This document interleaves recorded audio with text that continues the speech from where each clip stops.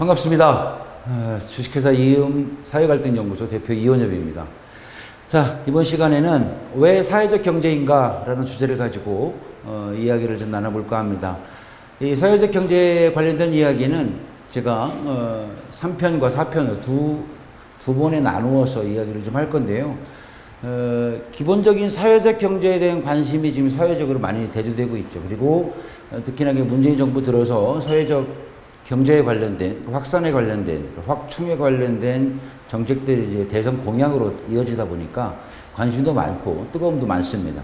그래서 어떻게 보면 정치권 속에서는 서울시의 사회적 경제 시스템을 두고 이견도 많이 있습니다만은 실질적으로 이러한 가치에 대한 중점을 두다 보면 할 것이냐 말 것이냐에 대한 고민이 아니라 어떻게 할 것이냐에 대한 고민을 가지고 이야기를 해야 된다라고 저는 생각을 합니다. 그래서 왜 사회적 경제인가 시작을 하겠습니다. 자, 기본적인 아주 원론적이고 원초적인 이야기는 가급적 하지 않겠습니다. 워낙 유튜브라든가 이러한 자료들이 워낙 잘 돼 있고 잘 나와 있기 때문에 특히나 서울시 홈페이지에 들어가면 사회적 경제에 관련된 키워드만 치면 굉장히 넓고 폭넓은 자료들이 많습니다. 그것을 통해서 좀 개인적인 학습이 필요하다면 그렇게 접근하시면 될 것 같고요. 그래서 어떻게 보면 현실적인 이야기 그리고 현장에 좀 우리가 활용할 수 있는 것들을 좀 다뤄볼까 합니다. 사회적 경제를 얘기할 때 같이 동반되는 이야기들이 있습니다. 그게 뭐냐면 바로 사회주의 경제입니다. 사회적 경제와 사회주의 경제에 대한 사전적 의미는 어떻고 또 실질적으로 어떤 차이가 있는지 잠깐 들여다보겠습니다. 너무 깊게 들어가면 이게 정치적으로 변질될 수도 있고요. 또 어떤 선호도도 다르기 때문에 가볍게 터치하는 정도로만 하겠습니다. 쉽게 풀어가겠습니다. 사회적 경제 쉽게 하면 바로 가치입니다. 가치에 중점을 두는 거예요. 소유 경제냐 공유 경제냐 이것만 놓고 판단해도 사회적 경제는 설명할 수 있습니다. 그러면 반면에 사회주의 경제는 뭐냐면 말도 비슷하면 영어로 비슷하면 소셜 이코노미, 소셜리스트 이코노미 말도 비슷합니다. 비슷한데 전혀 내용이 다른 겁니다. 사회주의 경제는 사회 전체 이익을 위해서 개인의 자유를 국가가 제한을 합니다. 그리고 국가가 모든 걸 통제하고 분배하는 경제를 바로 사회주의 경제입니다. 자칫 잘못 오해하면 공산주의로 오해할 수 있는데 공산주의에서 많이 이런 사회주의 경제를 채택하고 있다라고만 알아두시면 될 것 같습니다. 그래서 지금 우리가 비록 이 사회주의 경제가 좋으냐 나쁘냐 장점이 있고 단점이 다 있습니다. 지금 대부분의 민주주의 국가들이 이런 자본주의를 택합니다. 이 자본주의 경제에서 이 사회적 경제를 가지고 자본주의 경제의 모순점을 보완한다 이렇게 생각하시면 굉장히 빠를 것 같습니다. 기본적으로 다 아시는 것처럼 사회적 경제하면 사회적 기업에도 예비 사회적 기업과 인증 사회적 기업이 두 가지로 나눠지죠. 그런데 이런 것들도 장벽이 좀 많이 문턱이 좀 낮아져야 하지 않냐라고 해서 이런 후미에 나옵니다만 이런 법적인 제도에 대한 문제라든가 이런 것들도 많이 추진되고 있습니다. 또 협동조합이 있고요. 협동조합도 일반 협동조합이 있고요. 또 사회적 협동조합이라는 있는 것인데 협동조합은 여러분들이 대부분의 사회적 경제인들 특히 협동조합을 시작하려고 하는 사람들이 혼돈하는 게 있어요. 협동조합을 만들면 국가에서 무슨 지원을 해줄 거다라고 착각을 하는데 전혀 그렇지 않습니다. 협동조합은 그냥 기업입니다. 조합원을 위한 기업입니다. 그리고 사회적 협동조합이라는 것은 사회적 가치를 추구하는 협동조합일 것 뿐입니다. 그래서 지원의 범위와 어떤 방법론에 있어서 조금씩 차이가 있다. 협동조합은 기존적으로 어떤 공모사업이나 이런 것들이 많이 없었는데 2, 3년 전부터 이러한 협동조합에 대한 어떤 지원책이 좀 보강이 되고 보완이 되면서 많이 협동조합에 대한 지원이 그리고 공모사업들이 많이 생겨나고 있습니다. 실질적으로 이런 것들을 전체적으로 봤을 때 아까 말씀드린 것처럼 사회적 경제는 공유경제다라고 하는 겁니다. 제가 지금 촬영하고 있는 이 공간도 공유 공간입니다. 이런 것들을 통틀어서 공유 경제라고도 얘기를 하고 있습니다. 그래서 마을 기업이 있을 수 있고요. 자활 기업이 있습니다. 그리고 뭐 농어촌 공동체 회사 이런 것들도 이렇게 사회적 경제에 들어가실 수 있습니다. 이런 것들은 어떤 제도적 범위 내에서 일컫는 단어들과 용어들인 거고요. 실질적으로 사회적 경제를 하고 있는 기업들 그리고 민간 단체들도 굉장히 많습니다. 여기에서는 우리가 말하는 민간 단체들은 사회적 경제에 포함이 되지 않지만 이런 부분들도 어떤 민간 단체에서 하는 사회 이념적인 가치를 두고 봉사활동을 하고 있는 단체들도 사회적 경제의 폭넓은 의미에서는 사회적 경제의 한 일환이다라고 얘기할 수 있습니다. 그래서 사회적 경제와 사회주의 경제를 혼돈해서는 안 된다. 사회주의 경제는 어떻게 보면 전체주의, 획일화를 통한 전체주의를 표방하는 걸 수도 있고요. 하지만 사회적 경제는 전혀 그거와 상반되는 이야기다라고 할 수 있습니다. 물론 얼마 전에 서울시의 사회적 경제를 두고 사회적 경제의 활성화 이런 사업들을 두고 사회주의 경제로 몰아가는 것 아니냐. 심지어 지금 서울시에서 아이들을 데리고 이런 교과서에 사회적 경제에 대한 내용을 놓고 학습을 하고 있는데요. 이러한 문제들을 가지고도 사회주의, 대한민국 사회를 사회주의로 몰아가고 있는 것 아니냐. 그렇게 이념교육하고 있는 거 아니냐고 몰아가고 있는데 그 말을 한 정치인도 이면을 들여다보면 이 사회적 경제와 사회주의 경제를 혼돈해서 그런 말을 한 것이 아니라 어떻게 보면 정치적 이념에 의해서 그냥 반대론을 펼친 것 뿐이지 않나라는 일각의 소리가 더 많습니다. 그렇기 때문에 뭐 정치인이 저런 것도 몰라 혹은 그런 것에 혼돈돼선 혼란을 겪어서는 안 된다라고 얘기 드리고 싶습니다. 사회적 경제에 대한 세부적으로 좀 의미를 좀 더 들여다보면요. 기본적으로 이제 사회 구성원과 상호 협력과 연대를 통해서 공동의 이익 그리고 사회적 가치의 실현을 추구하는 경제 활동이라고 되어 있습니다. 그러니까 공동의 이익, 아까 말씀드렸던 소유 경제가 아니라 공유 경제라는 거예요. 소유냐 공유의 문제일 뿐이다. 그리고 사회적 가치, 여기서 사회적 가치, SV라고 하는데요. 여러분들 SR이라는 말은 들어보셨을 거예요. 사회적 책임 이런 말씀을 들어봐요. CSR 그러면 기업의 사회적 책임, USR 그러면 노동조합의 사회적 책임 이런 걸 얘기를 하는데 responsibility라고 하는데 이러한 책임과 가치 밸류의 차이는 큽니다. 예를 들어서 어떻게 보면 결과론적으로 봤을 때는 다 사회적 약자를 돕는 행위이긴 합니다. 하지만 사회적 가치를 우선순위를 둔다고 한다면 이것은 사회적 가치를 위해서 일자리를 만들어내는 것이고 혹은 이 책임에 있어서는 기업의 어떤 이윤의 일부를 떼어서 사회적 가치에 환원한다 이런 차이가 있는 겁니다. 그렇기 때문에 사회적 경제는 이윤의 일부가 아니라 사회적 가치를 우선순위로 두고 일을 만들어 간다라는 차원에서 사회적 책임과 다르다, 일반 기업과는 다르다 이렇게 말씀드릴 수 있겠습니다. 그러니까 아까 말씀드린 것처럼 자본주의의 시장 경제에서 드러나는 문제점들을 해결하는 유일한 수단이 될 수도 있다라는 거예요. 그리고 일자리, 주거, 육아, 교육, 인간 생애의 모든 게 관련된 영역에서 경쟁과 이윤을 넘어서 상생과 나눔 이런 것들의 삶의 방식을 실현한다라고 보시면 될 것 같습니다.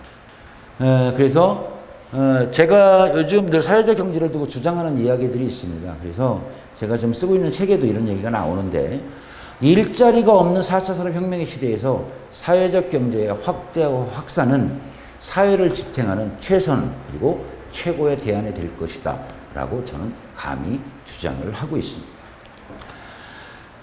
사회적 경제 기본법이라는 게 있습니다. 사회적 경제에 관련해서 사회적 기업 육성법이라는 게 있고요.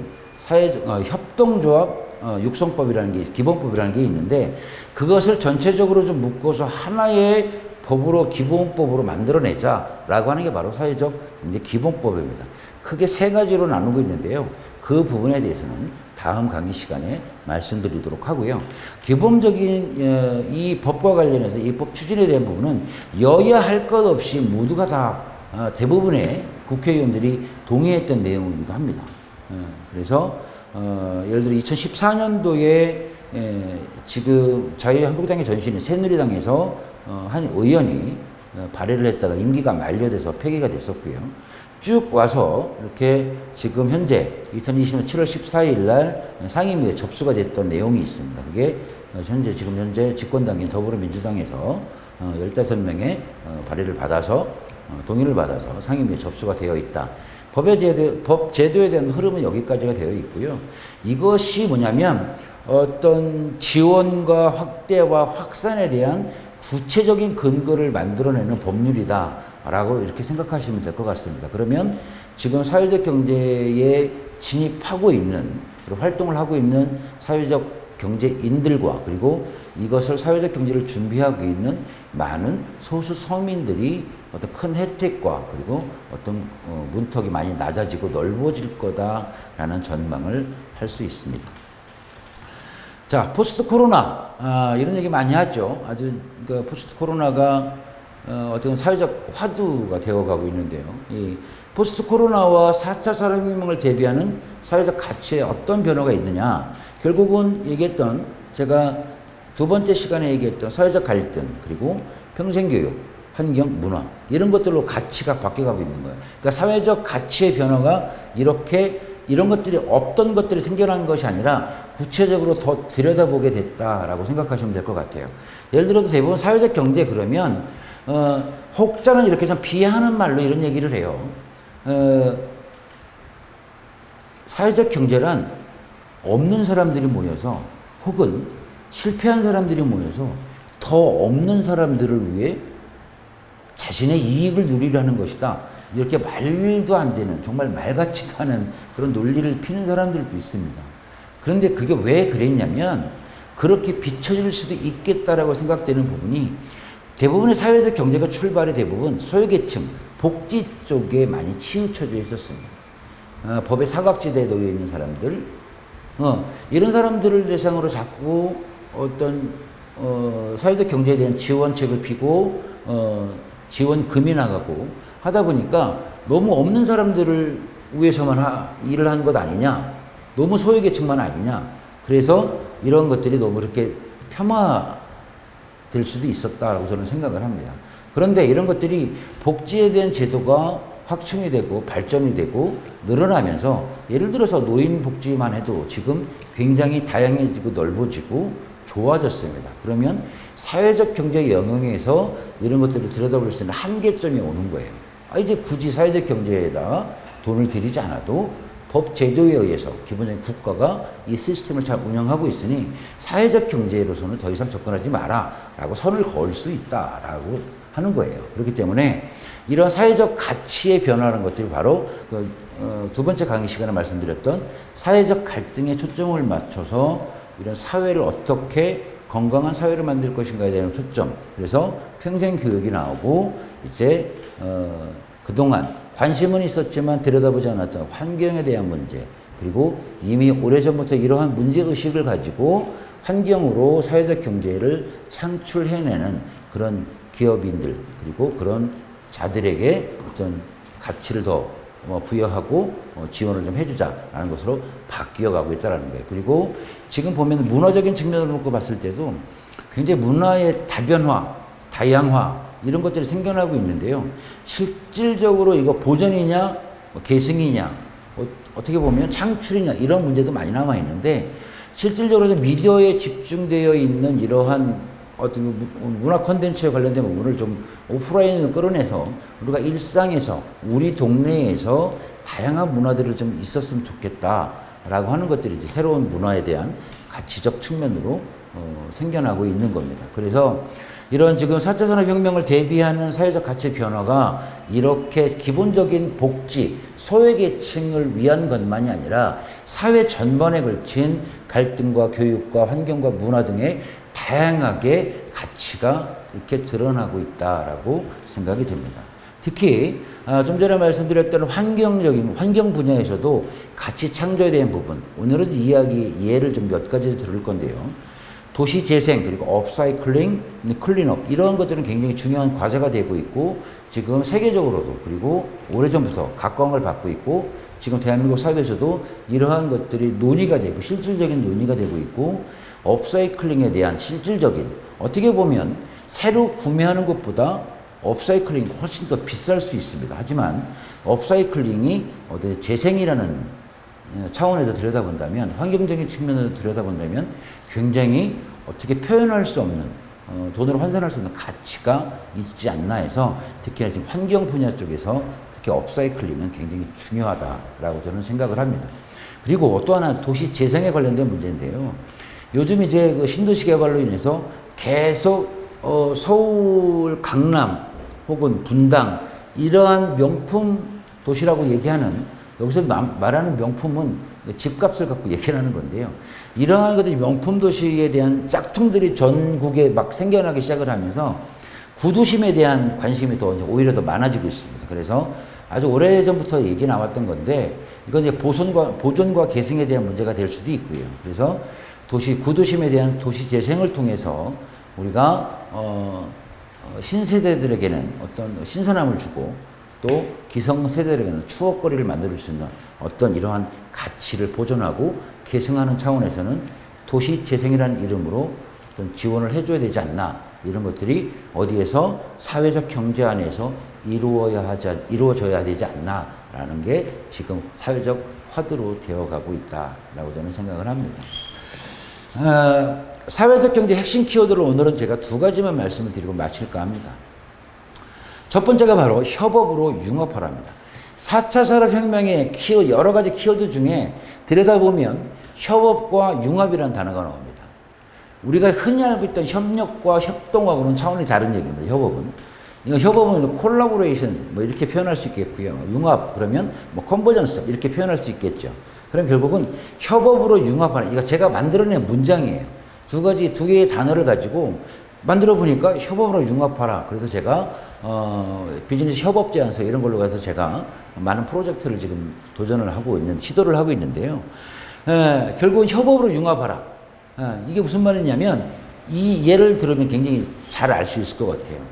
여러분들 이제 화면에 나올 텐데, 알쓸 신잡이라는 프로그램이 있습니다. 이게 TVN에서 하는 건데요. 지금 시즌 3까지 했다가 지금 시즌 3까지 촬영을 마치고 잠깐 멈춰 있는 상태인데요.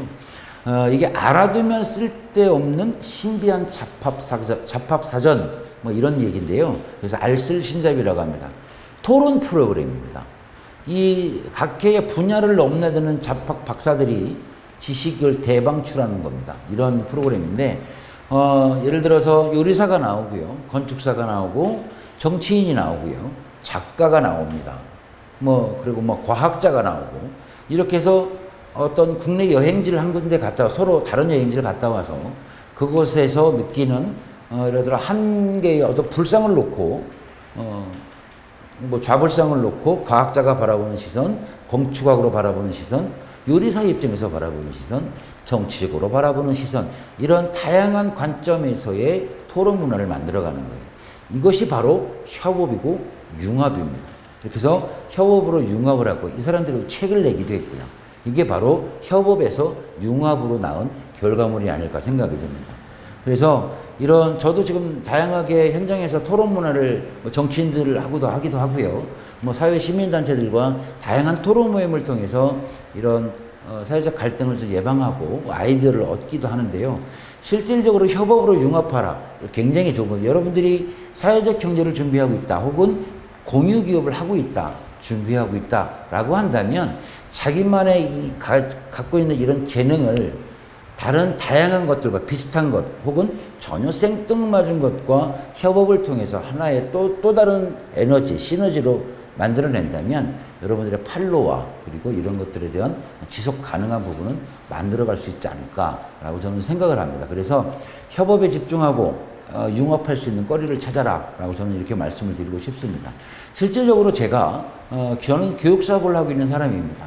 그런데 제가 이제 비즈니스 협업 제안, 협력 제안 이런 얘기를 많이 하는데, 제가 지금 지금 강의를 하고 있는 곳도 아까도 말씀드렸죠. 공유 공간이라고 말씀을 드렸고, 또 이런 것들을 통틀어서 공유 경제라고 말씀을 드렸는데, 이런 공유 기업과 제가 인문학하고 있는 사람과 무슨 상관이 있을까 하다 보니까, 협업을 하다 보면 이렇게 융합이 되고 서로 이렇게 경제적인 시너지까지 발휘할 수 있다라고 말씀을 드리는 겁니다. 그러니까 여러분들도 여러분들이 갖고 있는 재능을 어떻게 예술화하고 예능화할 것인지에 대한 고민을 혼자 고민하지 마시고 같이 협업을 통해서 융합을 해보시기 바랍니다. 자, 두 번째입니다. 두 번째 키워드가 바로 저는 이렇게 말씀드릴 수 있습니다. 업사이클링. 자, 업사이클링 그러면 대부분 따라붙는 단어가 리사이클링입니다. 리사이클링은 다 아시는 것처럼 재활용입니다. 한 번 더 쓰는 거예요. 두 번 쓰는 거예요. 세 번 쓰는 거예요. 이게 이제 리사이클링이라고 한다면, 업사이클링은 업그레이드와 사이클링의 이제 그 합성어인데요. 결국은 이 업사이클링 그러면 재생하는 거예요. 새롭게 태어난다는 그런 뜻입니다. 그래서 이 업사이클링을 들여다보면 결국은 뭐에 문제가 남냐면 환경에 대한 문제가 남습니다. 그래서 이 업사이클링 사업을 한번 해보고 싶다라면 환경 공부를 먼저 해야 됩니다. 그래서 우리나라 쓰레기 배출량이 얼마나 되는지 이런 것에 대한 기본적인 통계부터 공부를 하지 않으면 안 됩니다.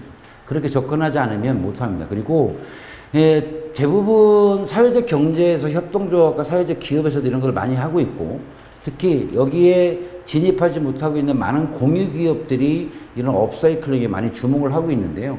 실질적으로 환경에 대한 문제에 대한 접근을 굉장히 못하고 있어요. 그래서 환경에 대한 접근을 우선으로 하고 그것에 대해서 가치를 만들어내면 제일 좋아하는 게 공무원들입니다. 공무원들은 어떤 명분만 있으면 됩니다. 그것만 가지고 접근하면 됩니다. 그래서 업사이클링을 주목하려면 우선 환경에 관심을 가져라.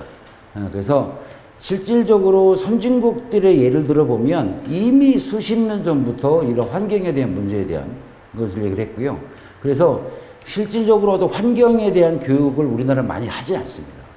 독일의 한 예를 들어보면 독일은 어렸을 때부터 아이들이 환경 교육을 합니다. 생태 교육을 중심으로 해서 이 소비에 대한 죄책감을 갖는 그런 훈련을 많이 갖습니다. 그래서 쓰레기 배출량이 우리나라의 10분의 1밖에 안 됩니다. 심지어 음식물 쓰레기 매립량이 우리나라의 20분의 1밖에 안 됩니다. 그 정도로 이 환경에 대한 인식이 되게 큽니다. 그런 사회적 인식이 어디서 생겼냐면, 전쟁을 치르면서 전 세계를 상대로 자기들이 너무나도 악한 행동을 많이 했다는 거예요. 그래서 실질적으로 고등학교 정도의 수준이 되면 세계 전쟁에 대해서 1, 2차 세계전쟁에 대해서 굉장히 반성하는 프로그램을 많이 합니다. 적나라하게. 그래서 두 번 다시는 이런 인류에 우리가 해를 끼쳐서는 안 된다는 이런 사회적 문제의식을 많이 공부하는 그런 나라이기도 합니다. 그렇기 때문에 환경에 어마어마한 관심을 많이 갖는다는 거죠. 그래서 이런 것들을 독일을 중심으로 해서 많은 주변 국가들이 업사이클링에 이미 오래전부터 관심을 갖고 있다는 거예요. 그래서 저도 이제 인터넷에서 보고 정말 참 좋다라고 해서 이제 받아온 말이 있는데, 버려진 것에서 새로운 가치를 찾다라는 얘기가 있더라고요. 아주 굉장히 누가 말을 했는지 모르겠으나 굉장히 좋은 말이라고 생각을 합니다. 그래서 실질적으로 우리가 지금 공유경제 안에서 그리고 사회적 경제 안에서 이 업사이클링을 하면 실질적으로 우리가 취할 수 있는 일자리, 일거리, 그리고 실질적으로 어떤 가치에 대한 부분이 어마어마하게 숨겨져 있다라고 저는 자부할 수 있다고 생각을 합니다. 몇 가지 예를 들어보겠습니다. 엘비스 크레스라는 영국의 한 기업이 있어요. 뭐 공유기업 하시는 분들은 많이 이제 아실 텐데, 이분 여기가 뭐냐면 버려지는 소방호스를 가지고 가방을 만들어냅니다. 엘비스 크레스라고 그 네이버에 치면 이게 이제 롯데백화점에도 지금 들어가 있어요. 이 제품들이 아주 중저가 브랜드고요. 5, 6만 원. 가방 같은 경우는 재질은 뭐 품질로 놓고 봤을 때는 뭐 루이비통이나 그렇게 손색이 없을 정도로 좋다고 그래요. 굉장히 지금 그 호가에 판매가 되고 있고, 제가 유튜브를 통해서 이 여성 기업을 좀 봤는데 한국에서 매출이 어마어마하게 일어나고 있다는 거예요. 왜냐하면 과연 물론 가성비, 뭐 가심비 이런 것들로도 판매가 이루어지는 게 있겠지만 실질적으로 바로 쇼핑을 하게 되면 회사 홈페이지로 바로 들어갑니다. 사람 이름을 따서 회사 이름을 진 건데요. 홈페이지에 보면 한국어로 잘 번역도 되어 있고요. 그런 회사의 이념과 가치에 대해서 잘 표현이 되어 있습니다. 그렇기 때문에 어떤 사회적 가치에 대한 부분을 아는 사람들은 페이한다라는 거예요. 물론 우리 이 공유기업에서 이렇게 세계적인 기업으로 성장하기까지는 참 먼 시간이 될 수 있겠으나 실질적으로 일자리, 일거리, 이런 어떤 가치라는 부분에 있어서 내 삶에 의미 부여를 한다면 이런 것에 투자할 수 있다라는 거예요. 이게 버려지는 폐호수, 소방호수 같은 거 이런 거는 조금만 금이 가도 못 쓴다고 그러더라고요. 이런 것들에 대해서 할 수 있다라는 거예요. 그리고 낙하산, 폐 낙하산을 가지고 가방에 안감으로 쓰기도 하고요. 그래서 엘비스 클래스라는 기업을 한번 들여다보시기 바랍니다. 이제 화면으로 이렇게 보여질 텐데 플라이테그라는 게 형제가 만드는 회사인데요. 여기도 뭡니까? 그것도 폐자재를 통해서 이렇게 만들어내는 재생산해 나가는 그런 사회적 기업이기도 합니다. 결국 이런 기업들이 일반적인 소유경제 안에서 자본주의 사회에서 기업으로 성장을 했다면 성장의 한계가 있었을 거라고 생각을 합니다. 결국 이런 사회적 경제, 공유기업, 이 사회적 경제라는 큰 틀 속에서 어떤 가치를 추구했기 때문에 성장할 수 있었고 지금 대기업을 뛰어넘는 그런 시스템을 갖추고 있다라고 생각합니다. 대부분 사람들이 사회적 경제를 배울 때 대부분이 등장하는 게 뭐냐면 몬트리올입니다. 몬트리올 같은 경우 스페인의 이제 몬트리올 같은 경우인데 거기는 이제 대량 해고가 발생을 했을 때 해고를 하지 않고 어떤 임금 삭감을 최소화하고 그동안 드러났던 고용보험, 의료와 같은 고용보험, 사회보장, 내부적인 보장 제도를 통해서 대량 해고를 막았던 그것이 사회적 기업이었기 때문에 가능했던 그런 사례를 많이 들으실 텐데 그런 것도 좀 많이 공부하시고 특히 지금 제가 업사이클링 관련된 얘기를 하고 있으니까 공유 기업을 준비하고 계신 분들 그리고 사회적 경제를 준비하고 계신 분들이 있다면 환경이라는 키워드를 치면 이 환경과 관련된 이 공유 기업 그리고 사회적 경제 이야기들이 굉장히 연관 검색어로 많이 나옵니다. 한번 들여다보시면 굉장히 좋을 것 같고요. 그래서 프레스 디자인이라는 회사도 있습니다. 커피 푸대를 가지고 이렇게 메뉴판으로도 쓰기도 하고 재활용을 넘어서 재생산을 해내는 그런 기업이 고도의 성장을 하고 있다라는 그런 말씀을 드립니다. 그럼 국내에도 이러한 업사이클링이 아예 없느냐? 없는 건 아닙니다. 있긴 좀 작긴 하지만 그래도 지금 계속 유지해 가고 있는 수년째 10여 년 가까이 이어져 가고 있는 기업들이 몇 개 있습니다. 한두 가지만 소개를 하면 리브리스라는 회사가 있어요. 여기는 뭐냐면 폐자전거, 버려지는 자전거. 의외로 우리가 이런 시민공원이라 가보면 폐자전거들이 의외로 굉장히 많습니다. 이걸 들어가 보시면 알겠지만 도저히 이게 자전거에서 나온 부품으로 만든 거야 라고 싶을 정도로 이쁜 제품들이 많습니다. 시계도 있고요. 그리고 전구도 있고요. 스탠드도 있고요. 굉장히 놀랍습니다. 우리가 카페에서 흔히 볼 수 있는 것 중에 업사이클링 하나 들여다본다면 파이프 전구입니다. 파이프로 인테리어를 해서 중간중간에 라인을 심어가지고 전구를 빼낸 그런 게 있죠. 그리고 커피 드리퍼 같은 경우도 이게 파이프로 디자인을 해서 만들어내는 경우도 이것도 이제 업사이클링의 한 예라고 볼 수 있겠죠. 그래서 또 밀키 프로젝트라는 회사도 있고요. 그래서 어떤 게 우유 폐 꽉을 가지고 재생산해서 아이디어 상품을 만들어내는 그런 많은 기업들이 있습니다. 이제 이런 업사이클링을 잘 들여다보면 이제 어떤 환경에 대한 가치가 있고요. 거기에서 내 일에 대한 가치, 그리고 사회가 추구하는 일자리의 가치, 이런 것들을 모두 얻을 수 있지 않나 싶습니다. 그래서 협업으로 융합하라. 그리고 또 하나 업사이클링 관련된 두 가지만 오늘은 예를 들어 드리도록 하겠습니다. 이 밖에도 다양하게 이런 협업으로 융합하고 업사이클을 통해서 사회적 가치를 창조해내는 이런 기업들이 굉장히 많아지고 있는데요. 어쨌든 많은 관심을 가져주고 사회적 경제를 어떤 경제적 이익을 넘어서 새로운 가치에 대한 판단으로 접근하시면 좋을 것 같습니다. 마지막으로 이런 한 말씀 드리면서 마치도록 하겠습니다.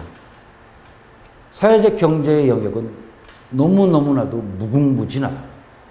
문제는 가치입니다. 오늘은 여기까지 하겠습니다. 고맙습니다.